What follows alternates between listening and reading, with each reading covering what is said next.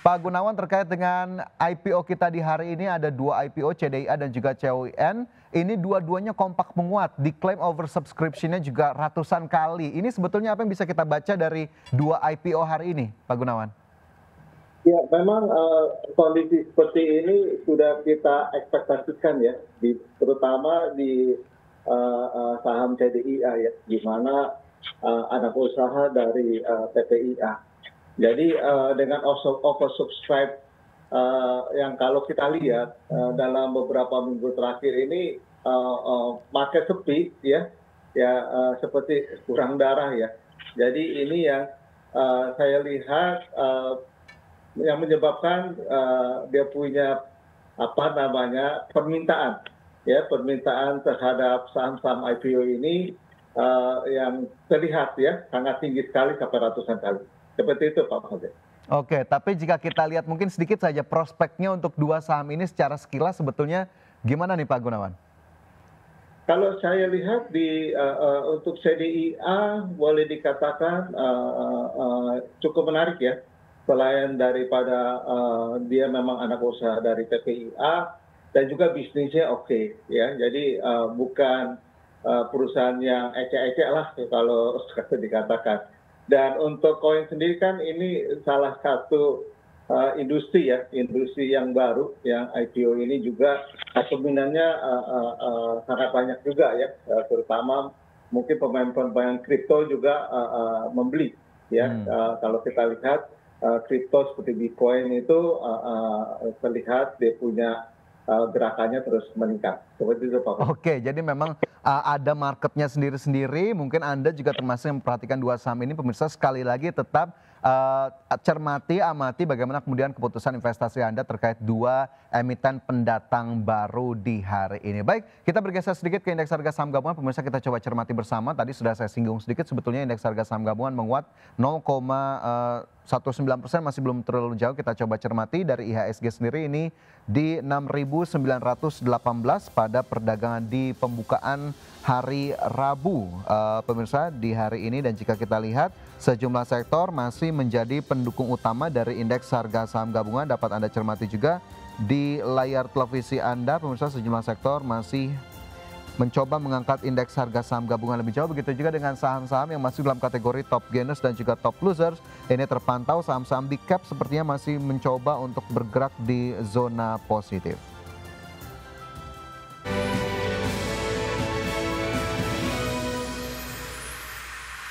Kembali bersama kami di Market Buzz dan tentunya masih bersama Bapak Santosa Kristianus Gunawan, Direktur PT Lotus Andalan Sekuritas. Pak Gunawan, tadi sudah diulas sedikit terkait dengan indeks harga saham gabungan, dua emiten pendatang baru. Sekarang kita beralih ke saham-saham yang sepertinya bisa dilirik oleh pemirsa IDX Channel. Bisa kita lihat bersama pemirsa 4 saham, diantaranya ada BRMS, ini kemudian juga ada saham MDKA, PGEO dan juga SMBR dengan rekomendasi yang disematkan adalah buy untuk keempat saham ini.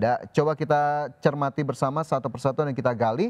Pak Gunawan, kita ke saham pilihan yang pertama, ada BRMS di sana, level terakhir di Rp408.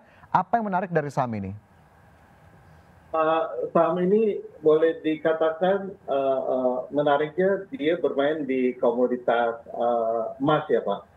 Jadi boleh dikatakan sangat menarik. Kita menunggu The Fed meeting ya akan dilakukan di akhir bulan Juli ini tanggal 29 sampai 30 yang diperkirakan akan turun dan terlihat juga saya melihat US dollar mulai menguat, tapi menurut saya ini menguat sesaat ya. Jadi ada kemungkinan harga emas kembali naik. Jadi saya merekomendasikan untuk saham BRMS ini di level support 390 dan resistennya di 480. Seperti itu Pak. Resisten di 480, supportnya juga tadi di 390. Jadi masih cukup pas nggak nih Pak kalau untuk tambah di BRMS di harga-harga sekarang? Saya melihat dengan adanya perang tarif dan Indonesia bergabung di BRICS, ya banyak sekali negara-negara yang berpenduduk besar ya di dunia ini seperti India gitu ya, China.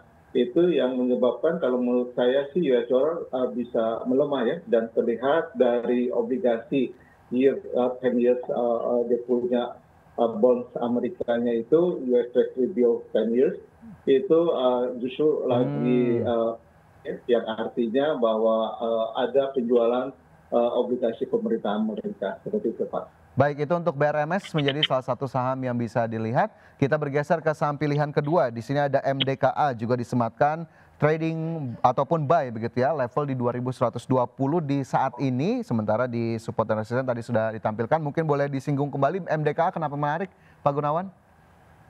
Iya, MDKA kan kita tahu ada copper dan juga ada goldnya juga ya. Jadi MDKA ini saya sih berharap untuk saham pertambangan ini turun dulu ya. Tapi hari ini untuk MDKA-nya naik gitu. Ya tidak sesuai ekspektasi saya. Jadi dalam kondisi seperti ini ya saya lebih mencari saham yang turun ya dengan prospek yang bagus. Seperti itu, Pak. Oke, masih ada prospek yang cukup baik untuk MDKA. Saat ini bergerak naik di pembukaan, pemirsa, 1,44% ke level 2110, sementara tadi resisten terdekat di 2300 dengan support di level 2000. Dari MDKA, kita bergeser kembali ke saham pilihan ketiga, ada PGEO di sana. Pak Gunawan, PGEO terlihat ini resistennya di Rp1.600 dibandingkan dengan posisi harga sahamnya saat ini. Apakah kemudian masih bisa untuk dilakukan penambahan portofolio di PGEO?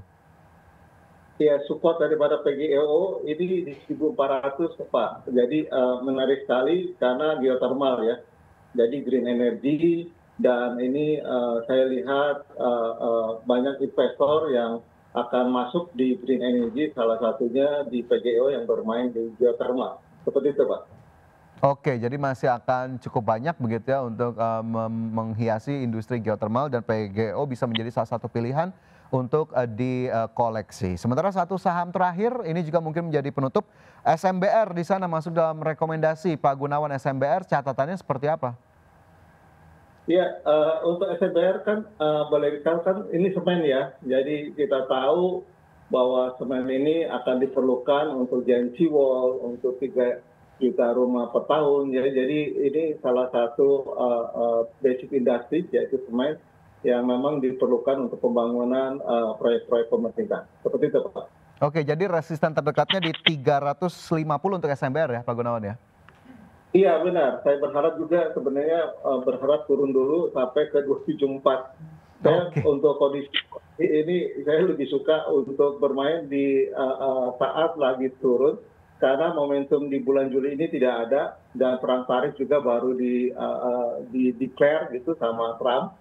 Ya. Ya kita nggak tahu balasan dari negara yang lain, Indonesia juga seperti apa lagi mau ke sana. Untuk perwakilan dari Indonesia ya lagi nego, Ya. ya kita berharap bisa berhasil. Seperti itu Pak Fajar.